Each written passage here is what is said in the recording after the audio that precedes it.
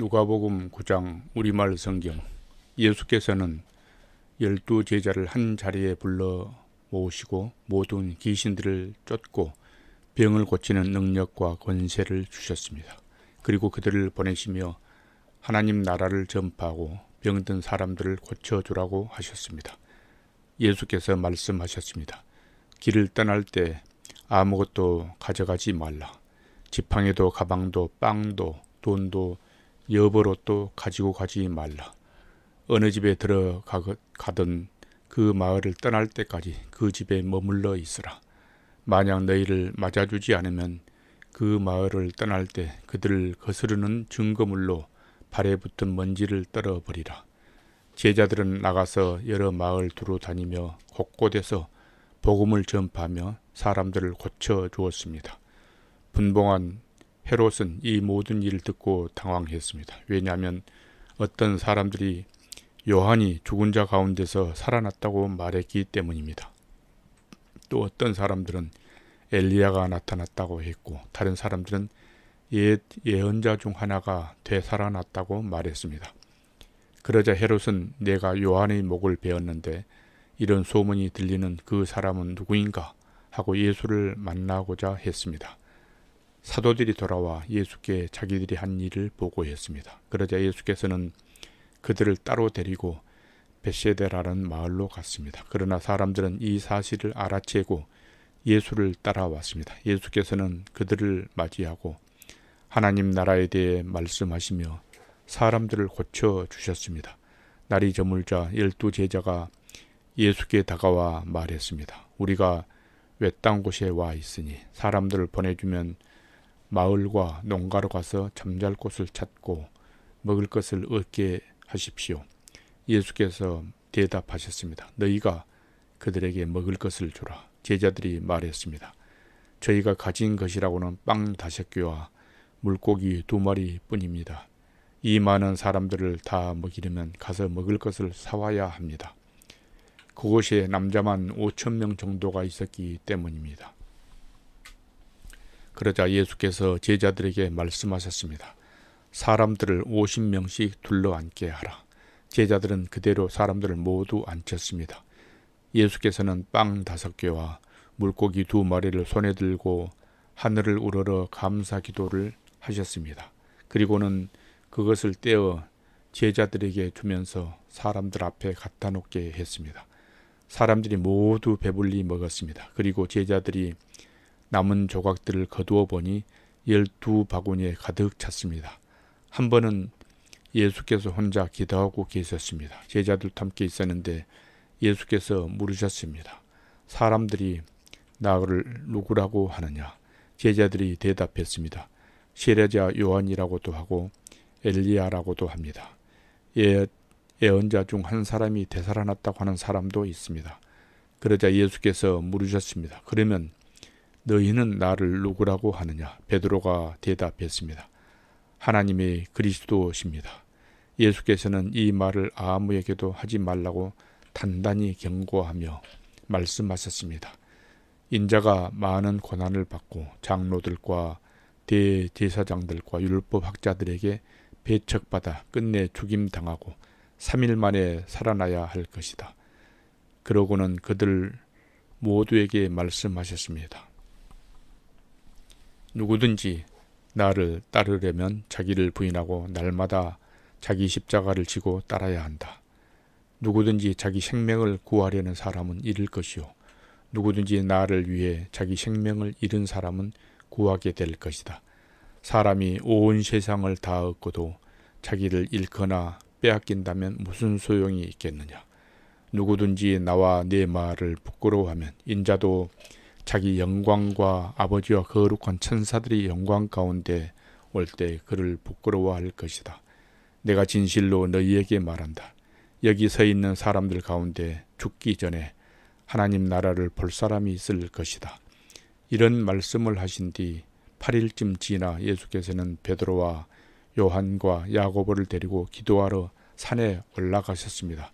예수께서는 기도하는 동안 얼굴 모습이 변하셨고 옷이 하얗게 빛났습니다. 그런데 갑자기 두 사람이 나타나 예수와 더불어 말을 하고 있었습니다.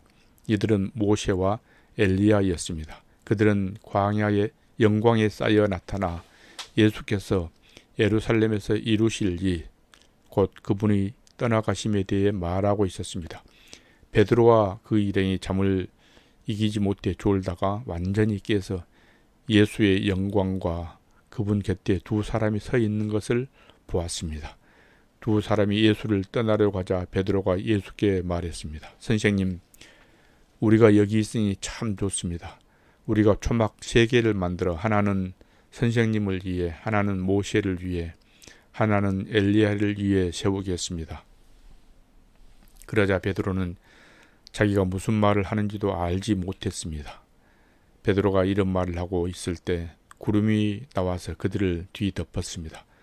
구름 속으로 들어가게 되자 그들은 두려워했습니다. 그때 구름 속에서 소리가 들려왔습니다. 이는 내 아들이요, 내가 택한 자다. 그의 말을 들어라. 그 소리가 사라지고 그들이 보니 예수만 홀로 서 계셨습니다.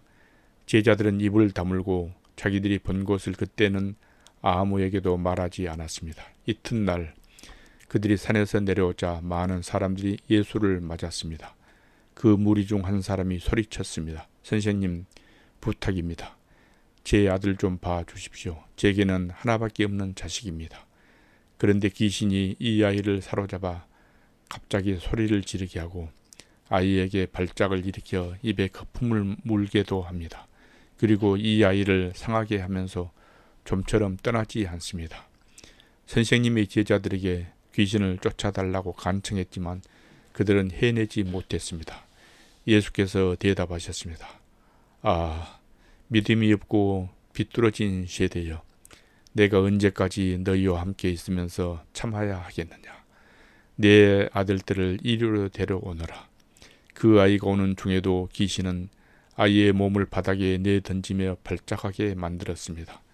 그러나 예수께서는 더러운 영을 꾸짖으시며 그 아이를 고쳐 아버지에게 돌려보냈습니다. 하나님의 위대하심에 모두 놀랐습니다. 예수께서 행하신 그 모든 일에 다들 놀라서 감탄하고 있을 때 그분이 제자들에게 말씀하셨습니다. 지금 내가 하는 말을 유의해 들으라. 인자가 배반을 당해 사람들이 손에 넘겨질 것이다. 그러나 제자들은 이 말씀을 깨닫지 못했습니다. 그들이 그 말씀을 이해하지 못하도록 그 뜻이 감추어져 있었기 때문입니다. 그들은 두려워서 예수께 물어볼 수도 없었습니다. 예수의 제자들 사이에서 누가 제일 큰 사람인가를 두고 다툼이 일어났습니다. 예수께서는 그들의 속마음을 다 아시고 한 어린아이를 데리고 와 곁에 세우며 말씀하셨습니다. 누구든지 이 어린아이를 내 이름으로 영접하는 사람은 나를 영접하는 것이다.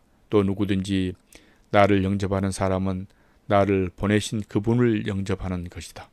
너희 가운데 가장 작은 사람이 가장 큰 사람이다. 요한이 물었습니다. 선생님, 저희가 선생님의 이름으로 귀신을 쫓는 사람을 보고 우리와 함께 따르는 사람이 아니라 못하게 막았습니다. 예수께서 말씀하셨습니다. 그를 막지 말라. 누구든지 너희를 반대하지 않는 사람은 너희를 위하는 사람이다. 예수께서 승천하실 때가 가까이 오자 예루살렘으로 가실 것을 굳게 결심하셨습니다. 그리고 예수께서는 사람들을 미리 앞서 보내셨습니다. 그들은 가서 예수를 모실 준비를 하려고 사마리아의 한 마을에 들어갔습니다. 그러나 그곳 사람들은 예수를 반기지 않았습니다. 예수께서 예루살렘으로 가시는 길이었습니다. 제자인 야고보와 요한이 이것을 보고 주여, 우리가 하늘에서 불을 불러 이 사람들을 멸망시켜 달라고 할까요? 라고 물었습니다. 그러자 예수께서 뒤돌아 그들을 꾸짖으셨습니다. 그리고 나서 그들은 다른 마을로 갔습니다. 그들이 길을 가고 있는데 한 사람이 예수께 말했습니다. 선생님이 가시는 곳이라면 어디든 따라가겠습니다. 예수께서 대답하셨습니다. 여우도 굴이 있고 하늘의 새들도 보금자리가 있지만 인자는 머리둘 곳조차 없구나. 예수께서 다른 사람에게 말씀하셨습니다. 나를 따라라. 그러자 그 사람이 대답했습니다. 주여, 제가 먼저 가서 아버지의 장례를 치르게 해 주십시오. 예수께서 그에게 말씀하셨습니다. 죽은 사람들에게 죽은 자를 묻게 하고 너는 가서 하나님 나라를 전파하여라. 또 다른 사람이 말했습니다. 주여, 저는 주를 따르겠습니다. 하지만 제가 먼저 가서 가족들에게 작별 인사를 하게 해 주십시오. 예수께서 그에게 대답하셨습니다. 누구든지 쟁기를 잡고 뒤를 돌아보는 사람은 하나님 나라에 적합하지 못하다.